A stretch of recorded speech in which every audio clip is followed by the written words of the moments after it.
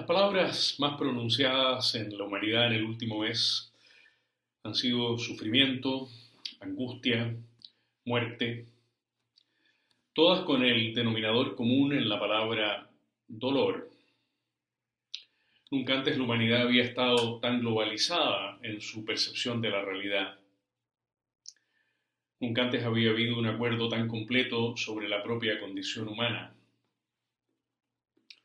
Un chino shintoísta, un iraní musulmán, un italiano católico, un neoyorquino protestante, un israelí judío, un indio hindú, un mexicano agnóstico, un zulú animista, un ruso ortodoxo, todos estamos en absoluto acuerdo.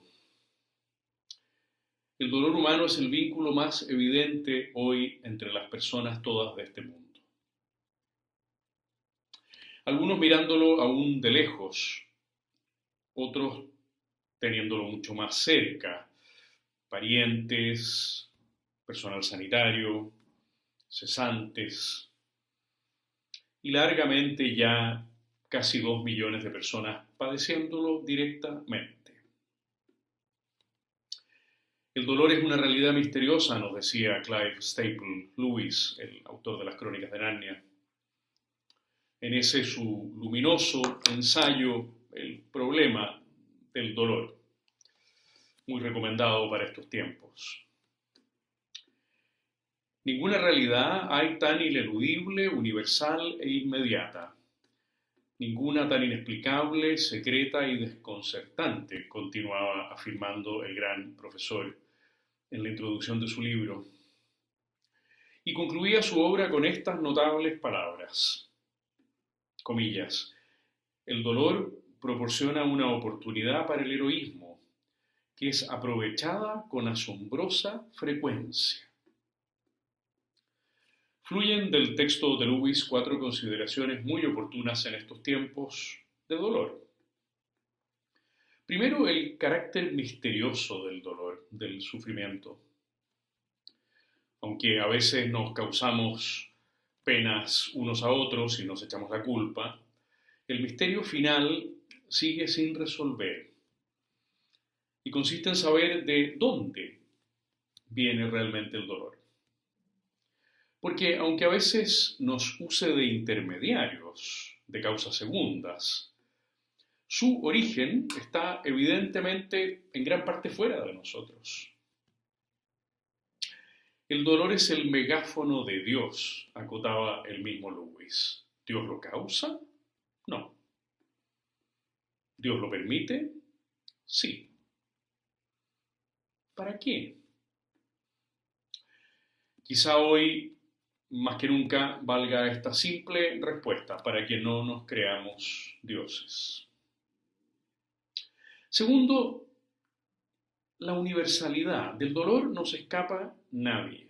Creyentes y no creyentes, conservadores y marxistas, jóvenes y viejos, los del siglo V antes de Cristo y los del futuro siglo XXII. No vayamos mucho más lejos.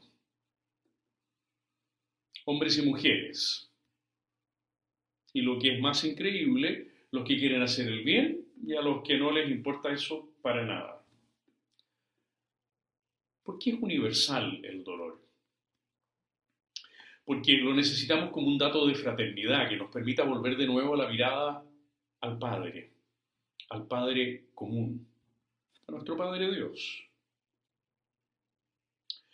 Tercero, el carácter íntimo del dolor. No hay nada tan secreto, decía Lewis. Porque se sufre, ojalá acompañado por otros, pero siempre en el reducto último, el que sufre está a solas.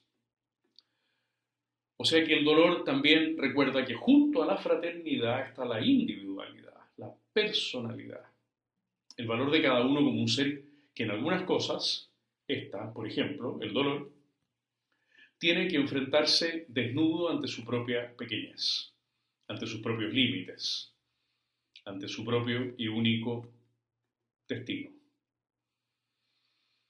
Pero, qué alegría, cuarta y última cosa, Lewis también nos recuerda que el dolor es la oportunidad del heroísmo. Y que con frecuencia aprovechamos la oportunidad. Ahora la tenemos al alcance de la mano, en cada vínculo con otro que sufre, con el que está tenso por la cuarentena, con el que está aislado por la enfermedad ya declarada en él, con el que se angustia por no poder ganarse el pan, con el que tiene un pariente muy grave, con el que llora por una depresión. Se da ahora como nunca lo que podríamos llamar la facilidad del heroísmo.